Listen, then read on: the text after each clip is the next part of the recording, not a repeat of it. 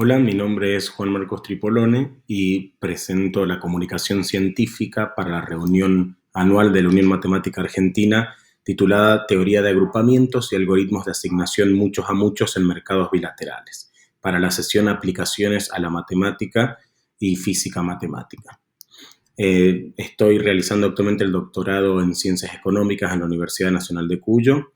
Soy profesor en Política de Negocios y Formulación y Evaluación de Proyectos de Inversión en la Facultad de Ciencias Económicas de la Universidad de Congreso, también de la Cátedra Base de Datos en la Universidad Católica de Cuyo. De profesión soy analista universitario de sistemas computacionales, pero también actualmente, en conjunto con el doctorado en Ciencias Económicas, estoy estudiando la licenciatura en Matemática en la Facultad de Filosofía de la Universidad Nacional de San Juan para poder tener el rigor matemático que se requiere para mi tema de investigación. La idea es proponer un modelo de emparejamientos muchos a muchos en mercados reticulares para resolver el problema de la compraventa simultánea en forma cooperativa, es decir, grandes grupos de pequeños compradores del mismo bien, agrupándose automáticamente si están en una misma ubicación para comprar ese mismo bien a través de una plataforma por Internet, y grandes grupos de pequeños proveedores de ese bien que también la plataforma agrupa automáticamente para poder abarcar toda esa demanda. El objetivo de esta breve comunicación es entender el problema, plantear el modelo e ilustrar algunos de los desafíos que conlleva, ¿no? En pocas palabras, el problema versa sobre un mercado electrónico de compras y ventas en grupo por subastas inversas, y la idea es asignar adecuadamente, mediante un algoritmo que responda a un modelo matemático concreto y previsible, las cantidades que cada comprador necesita, procurando que los vendedores puedan colocar la mayor cantidad posible de mercadería ofrecida.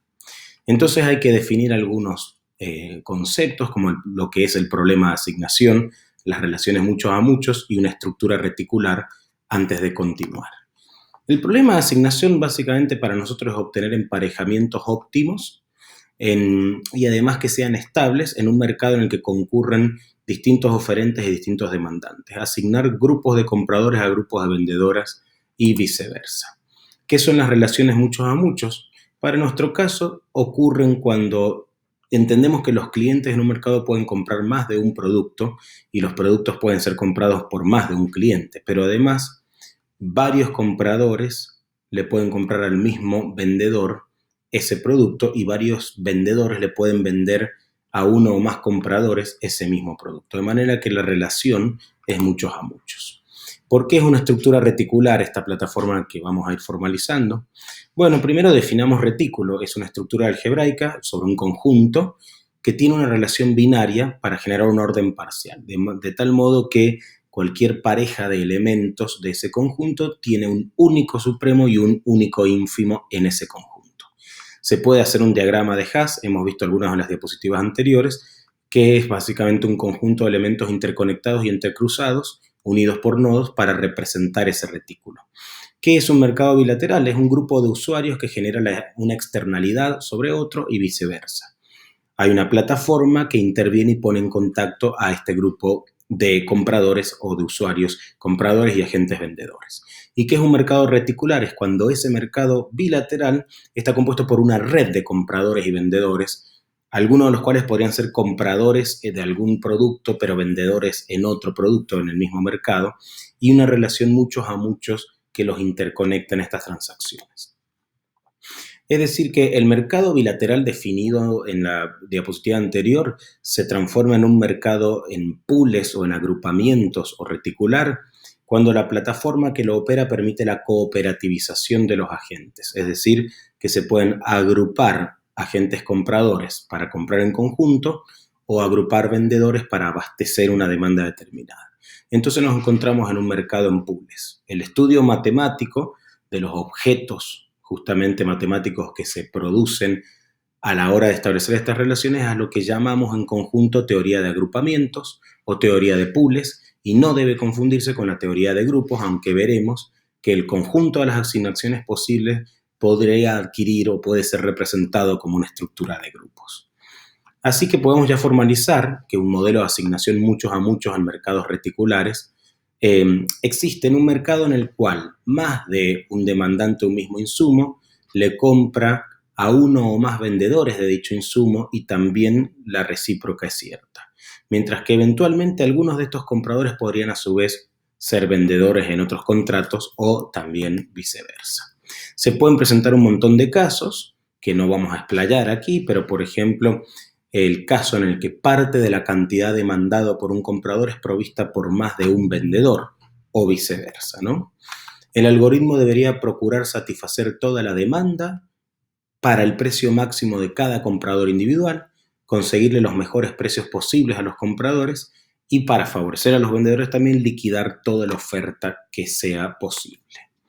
De manera que tenemos pools de compras y pools de ventas en este modelo y tratamos de agrupar automática y anónimamente a todos los compradores que tienen una misma necesidad en una misma ciudad, generando una sola compra mayorista en pool, pero que parte de múltiples órdenes iniciales de compras que eran minoristas y que no tenían ni siquiera la intención de agruparse, porque la plataforma lo hace por ellos. Los proveedores luego hacen su mejor oferta de esa compra por volumen y si no pudieran cubrirla por completo también son agrupados automáticamente y el mecanismo de descuento de precios a través de una subasta reversa.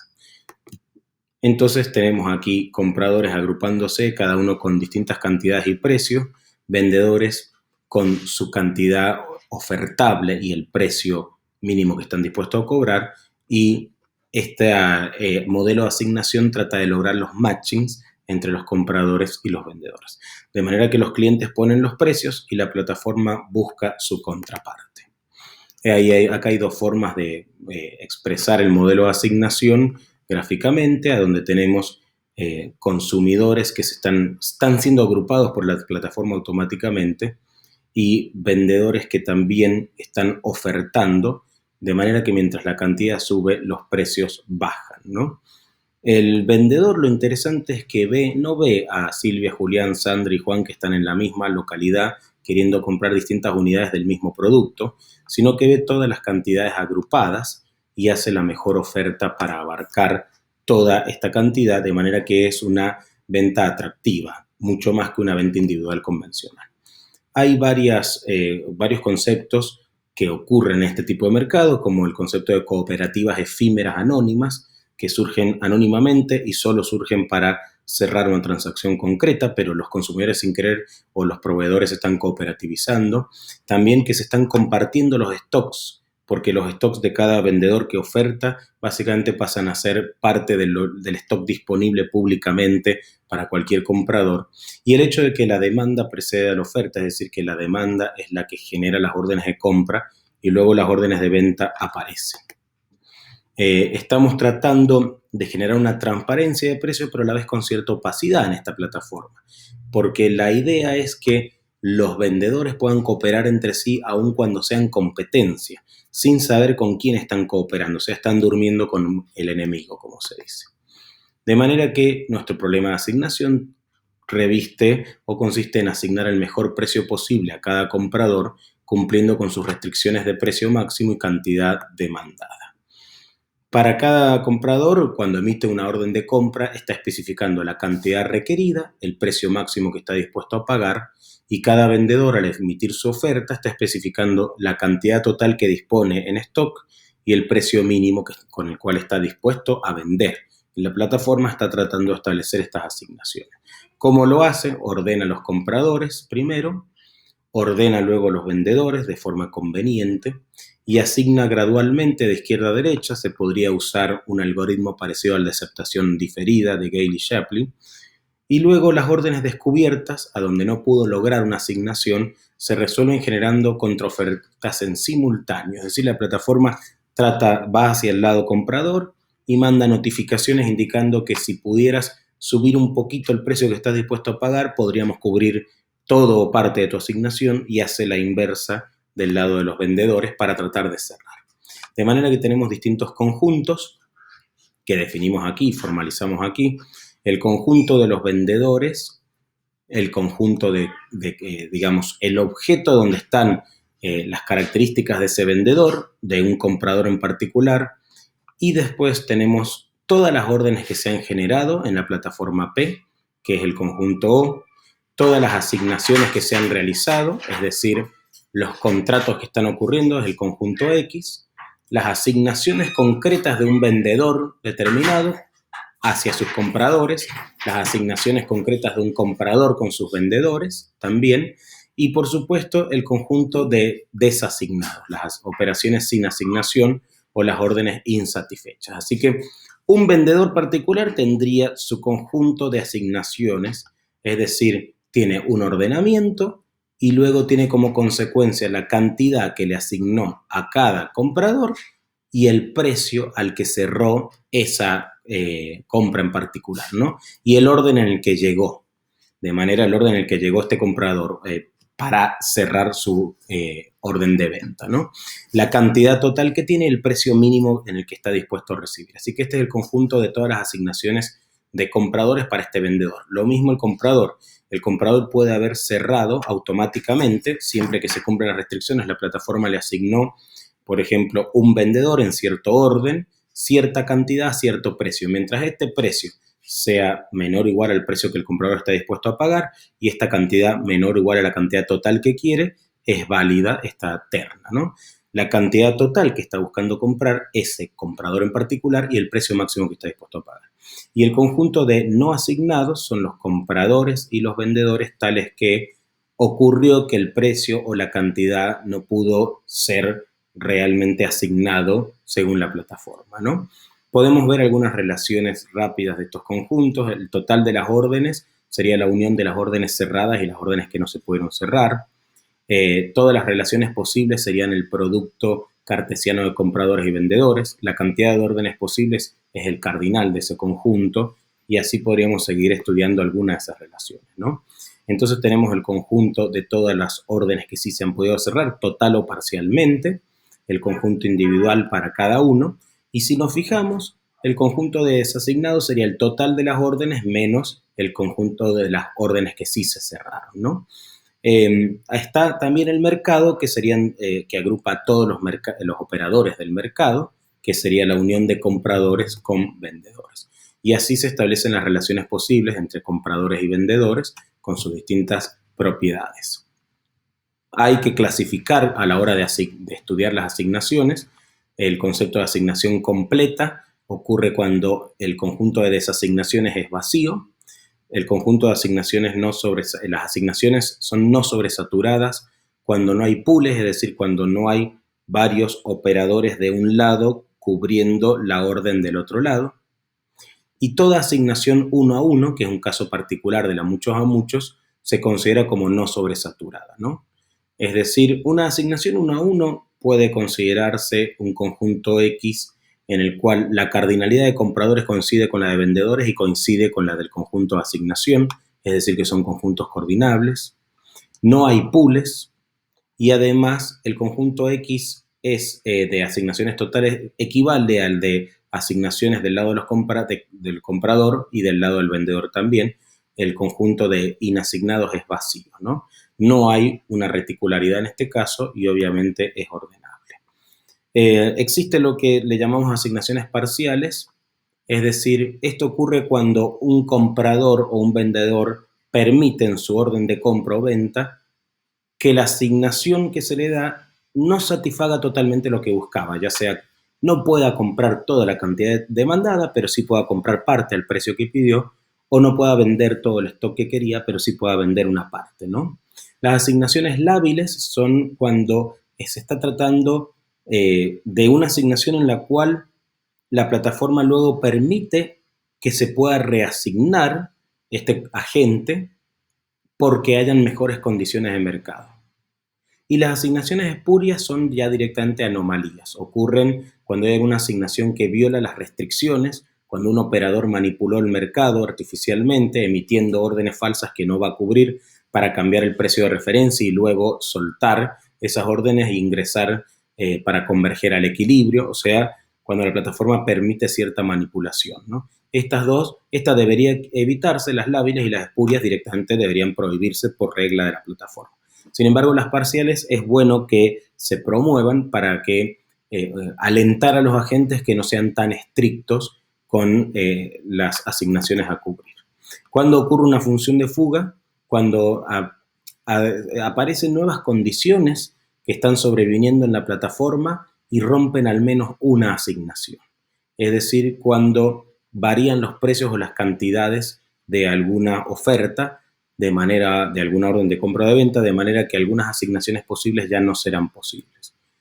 Estas generan un conjunto que sería la imagen de la función de fuga, que son todas las asignaciones que no han podido ser cubiertas, y de ese modo este conjunto pasa a ser parte del conjunto de las desasignadas, es decir, es un subconjunto de I. ¿Cuándo aparecen las funciones de fuga? Cuando algún comprador desaparece, o sea, baja una orden, cuando un vendedor desaparece, o cuando un comprador cambia su precio o cantidad, es decir, su precio máximo que está dispuesto a pagar o la cantidad que requiere, y lo mismo para un vendedor, pero a la inversa. Esto no debería permitirse, o debería permitirse solo en un periodo de tiempo para evitar las fugas de asignaciones. Esto se puede lograr definiendo correctamente las reglas de la plataforma. Acá se puede ver que hay una plataforma donde tiene un tiempo de subasta reversa máximo de 7 días, a donde tiene una cantidad máxima, a donde se pueden permitir o no funciones de fuga, a donde se ordenan o no los compradores y los vendedores. Es decir, que la plataforma establece condiciones o restricciones para procurar las asignaciones estables y para que las transacciones del mercado sean obviamente estables. Esto sería el equivalente a las preferencias responsivas en un modelo de asignación convencional, ¿no? También podría ocurrir el caso contrario a las funciones de fuga, que es la función de reasignación. Es un operador o agente mejorando las condiciones para cualquier contraparte. Es decir, un comprador que quizás mejore el precio que está dispuesto a pagar, lo mismo para un vendedor, o las cantidades son más convenientes, ahí de repente se genera un delta en la cantidad o en el precio, tal que algunos elementos que estaban en el conjunto de desasignados saltan al conjunto de elementos asignados X. También es importante estudiar el orden. Si ponemos en una recta los distintos precios o las distintas cantidades también, podemos ver y calcular, la plataforma puede calcular la distancia entre un precio y otro, lo que se puede interpretar como la distancia desde tu orden de compra como comprador, el precio que fijaste, hasta el precio mínimo que te puedo asignar según las órdenes de venta que están del otro lado y que la plataforma está intentando entrecruzar, ¿no? Los precios desasignados es bueno sacarlos del conjunto total de precios para que a la hora de promediar y saber el precio promedio obviamente tenga sentido en el ámbito transaccional, como cualquier otra bolsa de mercado o de futuros, a la cual se parece bastante este modelo. Lo que debería ocurrir es que el precio promedio sea un precio de operaciones reales, es decir, este producto está cotizando así a este precio porque las transacciones se están cerrando realmente a este precio. Entonces, los precios desasignados, los precios aunque se han emitido órdenes de venta a ese precio, pero no se han podido consolidar, son los que deberían ir a este conjunto y excluirse de los promedios, ¿no? Lo mismo también uno puede tener el conjunto de vendedores desasignados, que es la intersección entre el conjunto de compradores y el total de los desasignados, y algo parecido pasa para los vendedores análogamente, ¿no?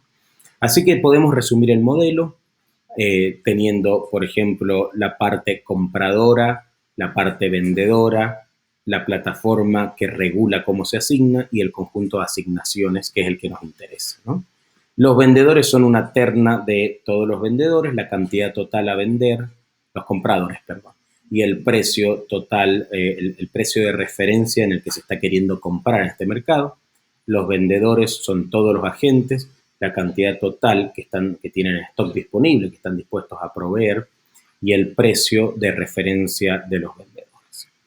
De manera que el conjunto de compradores está compuesto a su vez por cada uno de los vendedores, que también es una terna, que tiene su cantidad puntual que quiere comprar, el precio que está dispuesto a pagar y el tiempo en el que ingresó para generar los órdenes, ¿no? El ordenamiento que comentaba recién. Análogamente se pueden describir a los vendedores y, por supuesto, las asignaciones son subconjunto del producto cartesiano entre compradores y vendedores, ¿no? Es una relación de conjuntos. Ya hemos definido el conjunto de asignaciones posibles y estas que serían en informática compuertas lógicas y serían en matemática restricciones, son restricciones o filtros si quieren, que ofician de ley para que el operador de asignación pueda saber cómo vincular, unir compradores a vendedores, ¿no? Que se cubran las restricciones de precio y cantidad, en pocas palabras, y que hayan ingresado en el tiempo adecuado, porque se ordenan, también hay prioridad de tiempo. Esto es un orden lexicográfico, si nos ponemos muy técnicos, es decir, primero me fijo en el precio más conveniente, luego en la cantidad y luego en el tiempo en el que ingresó, priorizando el primero en ingresar, ¿no?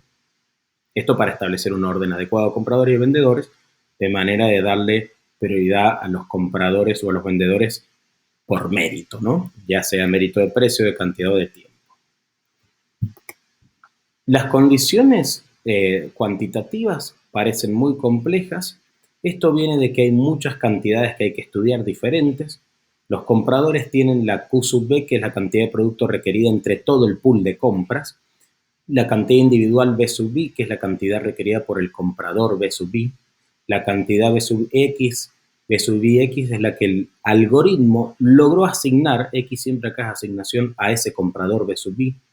La cantidad B sub I X de SJ es la cantidad que el consumidor BI le compró al proveedor S sub J. La cantidad QBIR es la cantidad restante que el comprador BI, que ese comprador no pudo finalmente adquirir. Algo análogo ocurre para los compradores, para los vendedores, de forma recíproca, de forma dual, mejor dicho. La cantidad general es la cantidad de S a B, o sea, la cantidad que el algoritmo pudo asignar entre vendedores que le proveyeron a compradores. Estas restricciones que parecen complejas, si nos ponemos a analizar, son bastante sencillas, ¿no?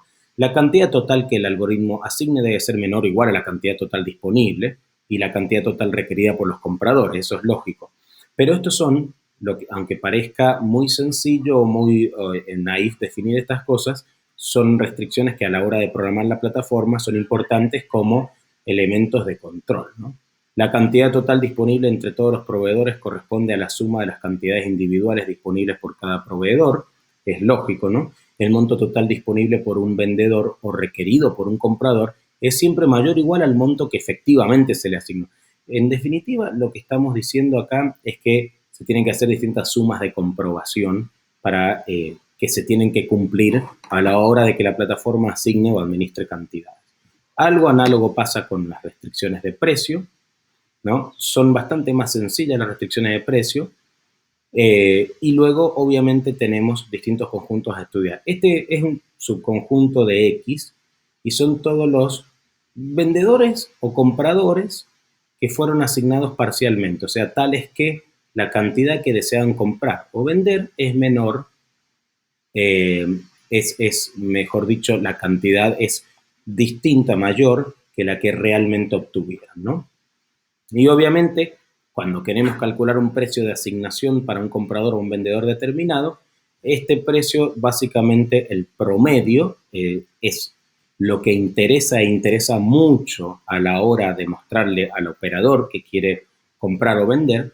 Analicemos un poquito la fórmula. Si recordamos en la diapositiva anterior, el precio de ese agente es el precio al que le asignaron, es la suma de la cantidad que le proveyó, en este caso es un comprador, así que el precio del comprador yésimo equivale a la suma de la cantidad que le proveyó, o sea, que le asignó, por eso está en X, el vendedor J, por el precio al que ese vendedor J le asignó esa cantidad al comprador BI, dividido en la cantidad total que le pudo asignar la plataforma a ese vendedor.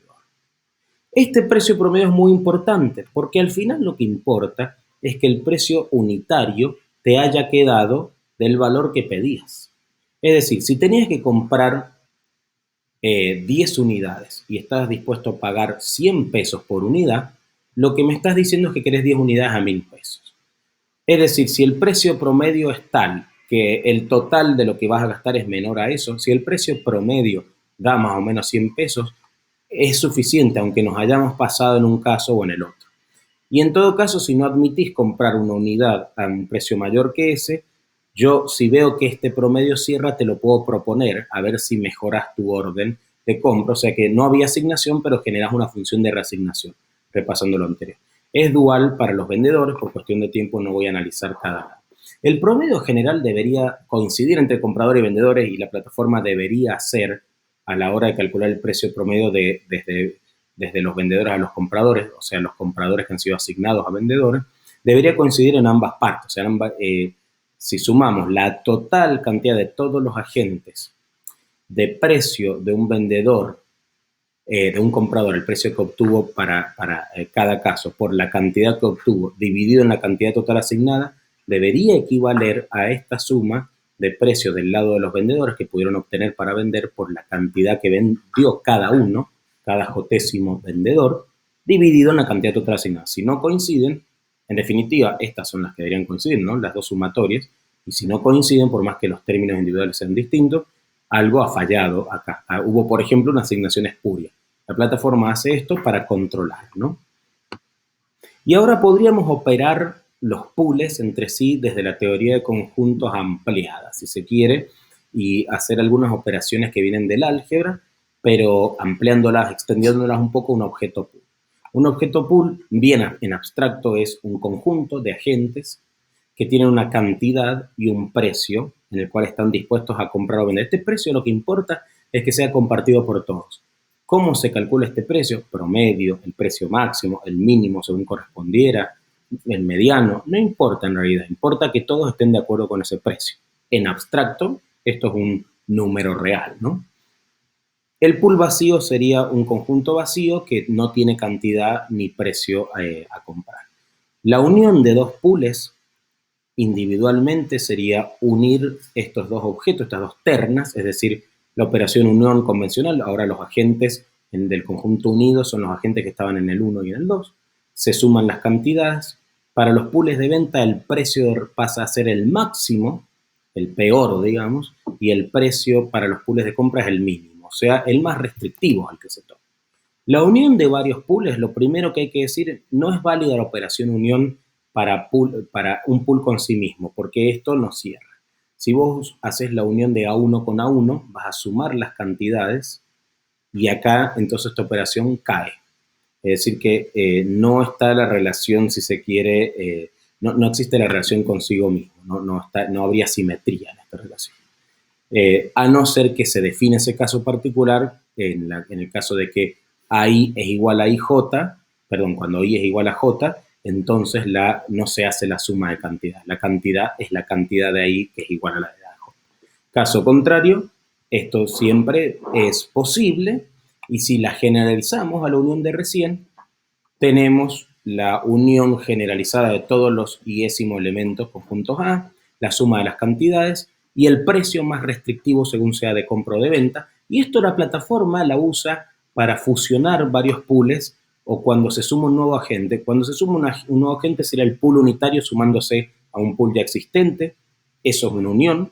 O cuando la plataforma, se han generado dos pools distintos y la plataforma ve que los puede fusionar en uno solo. Por ejemplo, en ciudades bastante colindantes, bastante cercanas, ¿no? Que están comprando lo mismo. La intersección de pools es una operación que a la plataforma le interesa realizar cuando necesita partir dos o más pools y reconstruir un nuevo pool que tengan mayores restricciones. O filtrar agentes que cumplen o tengan cosas en común en cuanto a restricciones de precios o cantidad para aumentar la probabilidad de asignación. Es decir, filtrar y dejar los agentes que más se parezcan entre sí para que sea más fácil quizás o más rápido asignarlos. En la intersección, obviamente opero los elementos de intersección, los elementos comunes generalizados, como cualquier intersección de conjunto, en este caso de agentes. Las cantidades son la suma de las cantidades que pertenecen a esa intersección, o sea, de las cantidades individuales de cada uno de los operadores en estos agentes. Y los precios también, como siempre, son los más restrictivos, pero siempre que ese elemento quedó en la intersección, ¿no? Desde luego. Se pueden hacer los complementos relativos entre pools para ver los elementos que están, para quitarle elementos de un conjunto a otro, agentes en nuestro caso. Y la operación subconjunto también se puede definir un poco de forma análoga a lo que hemos visto recién, es decir, el subconjunto, la operación subconjunto común entre los elementos, los agentes, la bien conocida, y las cantidades. Obviamente esto ocurre sí o sí sí, solo si la cantidad del primer objeto pool es menor o igual a la del segundo, el precio también es menor o igual en el caso de los pools de venta y en el caso de los pools de compra es mayor o igual, o sea, el precio más restrictivo. De lo contrario, esta unión, esta operación subconjunto, esta relación, para hablar con propiedad, no estaría fallando, ¿no? No sería posible. Y algo muy importante que se utilizaría en esta plataforma sería el concepto de ínfimo y supremo para construir el retículo. Es un mercado reticular, lo dijimos al principio. Pero también para comparar pools entre sí y poder definir un orden para ejecutar el algoritmo de asignación. El orden que comentábamos con las compuertas hace unas diapositivas atrás. Entonces podemos definir el ínfimo cardinal como, en este caso, por ejemplo, el pool 1 es el ínfimo entre el 1 y el 2 si el cardinal, o sea, la cantidad de agentes es menor o igual en el caso 1 que la cardinalidad o la cantidad de agentes del 2. El supremo cardinal se define de forma análoga. El ínfimo cuantitativo entre el pool 1 y el pool 2 ocurre cuando sería el pool 1 sí, solo si la cantidad del pool 1 es menor o igual a la del 2. De forma dual se define el supremo.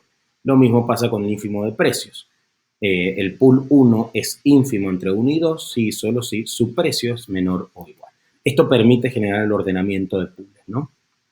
El álgebra de pools de esta manera queda determinada por un conjunto X que tiene todos los pools con A, el pool es una terna con A elementos, agente N elementos de un conjunto A, Q es un natural que representa cantidades, P es un precio que pertenece a los reales positivos y las operaciones dentro de este universo son la unión que hemos definido, la intersección, el complemento relativo, la relación subconjunto y los ínfimos y supremos cardinales cuantitativos y de precios. También está la operación, un área del vacío, porque hemos definido el conjunto vacío.